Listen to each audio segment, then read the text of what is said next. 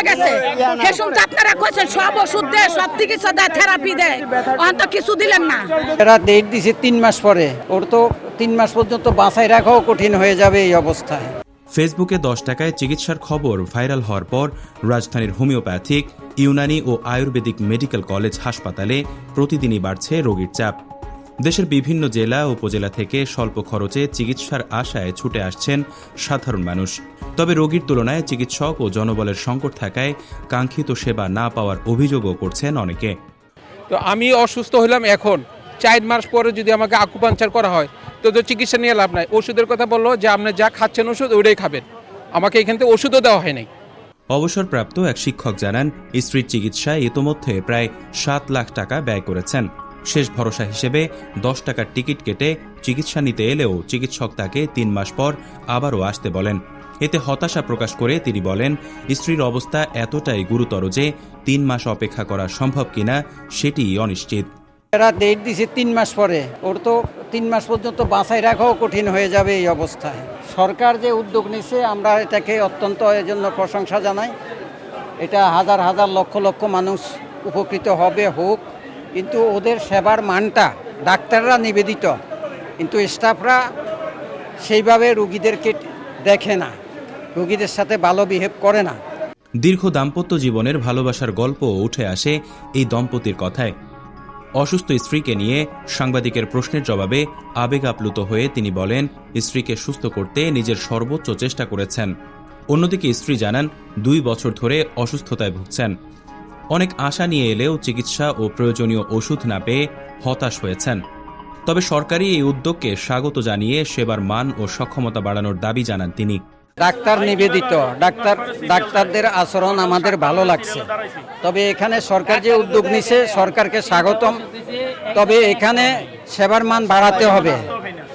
সরকার এখানে যে থেরাপির যে সিস্টেমটা, এটা যদি অনেক বাড়িয়ে দেয় তাহলে জনগণ উপকৃত হবে, জাতি উপকৃত হবে।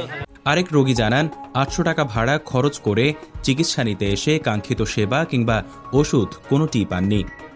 যাইলাম, একটা টাকা ওষুধ দিল না, 800 টাকা ভাড়া গেল, আবার কষ্ট পা মা ফুলে গেছে। হেসুন তো আপনারা কইছেন সব ওষুধ দেয়, সব চিকিৎসা দেয়, থেরাপি দেয়, অন্ত কিছু দিলেন না। সেবা নিয়ে অসন্তোষের জেরে কয়েকজন রোগীর সঙ্গে দায়িত্ব পালনরত মেডিকেল শিক্ষার্থীদের বাগ বিতণ্ডার ঘটনাও দেখা যায়।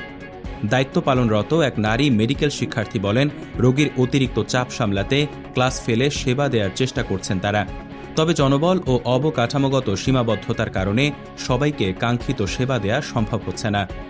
এক চিকিৎসক জানান, হাসপাতালে হোমিওপ্যাথিক, ইউনানি ও আয়ুর্বেদিক 3 ধরনের চিকিৎসা দেয়া হয়। অনেক রোগী রোগের ধরন অনুযায়ী উপযুক্ত চিকিৎসা নিতে অনাগ্রহী হওয়ায় জটিলতা তৈরি হচ্ছে। আমাদের এখানে 3টা ডিপার্টমেন্ট আছে। একটা হচ্ছে ইউনানি আয়ুর্বেদিক, আর হচ্ছে এমবিবিএস বা অ্যালোপ্যাথিক, যেটা এটা জরুরি বিভাগ।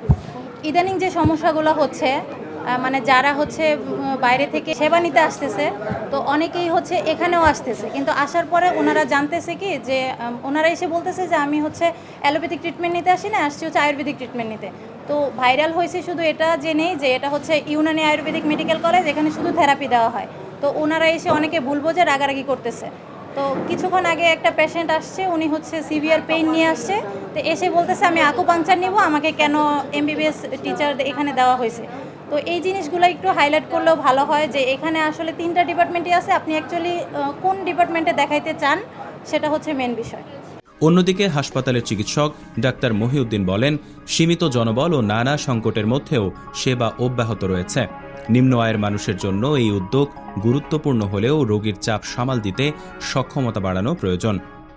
আমরা এই সমস্যা নিয়ে 2 বছরের বেশি যাবৎ সাফার করছি, তারপরেও আমরা সেবা দিয়ে যাচ্ছি। আমরা আমাদের দিক থেকে আন্তরিকতার কোনো ঘাটতি রাখি নাই। আমরা চেষ্টা করে যাচ্ছি মানুষের চাহিদা মেটানোর, মানুষের সমস্যা সমাধান করার জন্য।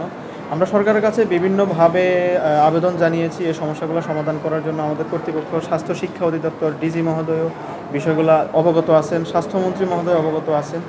এখন ওনারা যদি চান বা ওনারা এই বিষয়টা সামনে নিয়ে আসেন, মানুষের জন্য, মানুষের সেবার জন্য যদি এই বিষয়টা, এই সমস্যাগুলো সমাধান করে আরেকটু আন্তরিক হবে, আমরা আশা করি এগুলা সরকার দেখবে এবং সমাধান করবে শীঘ্রই।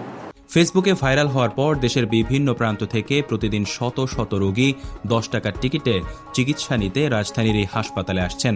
তবে রোগীর তুলনায় জনবল ও সেবার সক্ষমতা না বাড়ায় অনেকেই কাঙ্ক্ষিত চিকিৎসা না পেয়ে হতাশ হয়ে ফিরছেন। শাহ মনির, অগ্রযাত্রা প্রতিদিন, ঢাকা।